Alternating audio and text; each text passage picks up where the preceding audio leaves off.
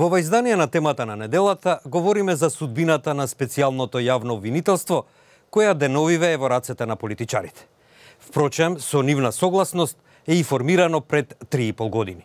Што може да се очекува? Силна поддршка и жестоки критики ја следаа работата на специјалното јавно обвинителство во изминативе 3,5 години.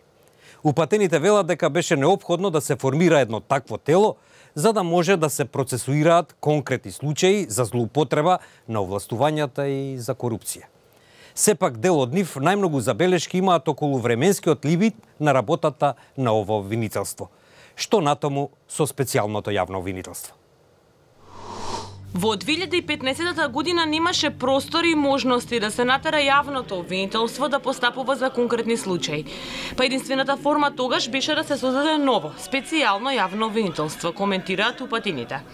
Првиот предмет на тимот на Катица Јанева е Титаник за нерегуларности на изборите во 2012 година, а потоа следува и низа предмети и пресуди. Натали Петровска од коалицијата Сите за правично судење вели дека обвинителството годиниве се судираше со многу проблеми и обструкции. На што, како што нагласува, изгубиле 1 година од својот мандат. Најголемата нејзина забелешка е временскиот лимит во неговата работа.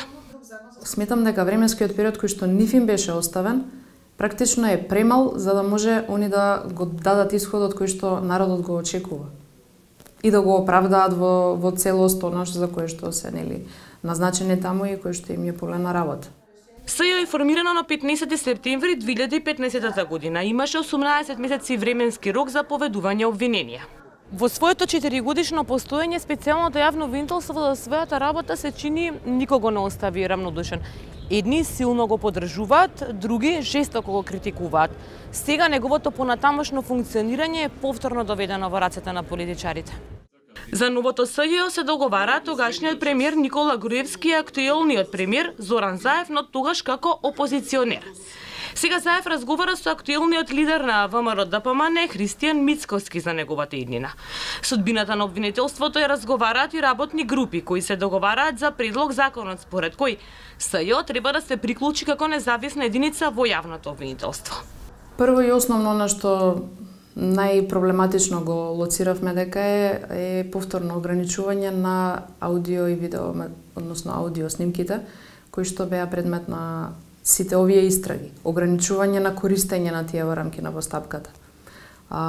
Преклопување на мандатите за работа, на надлежностите на обвинителството за организиран криминал и ново јавно обвинителство.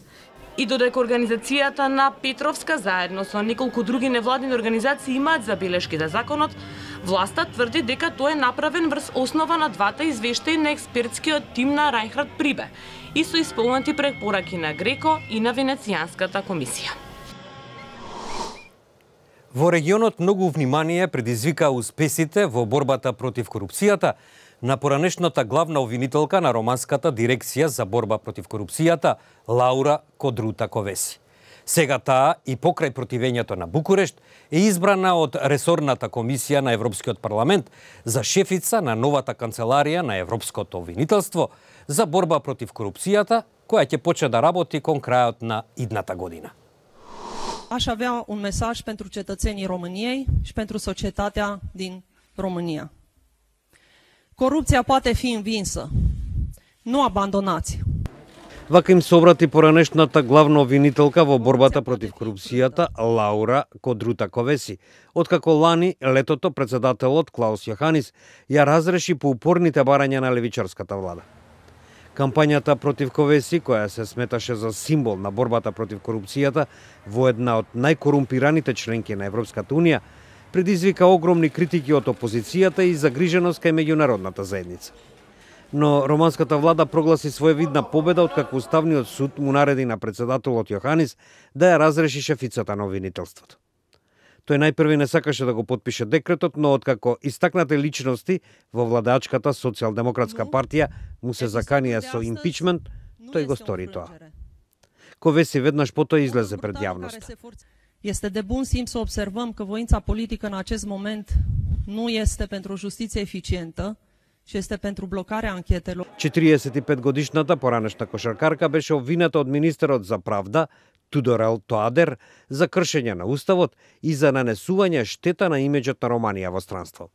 Европската комисија, како и председателот Јоханис, остана неубедена во аргументите на Букуреш за разрешување на Ковеси.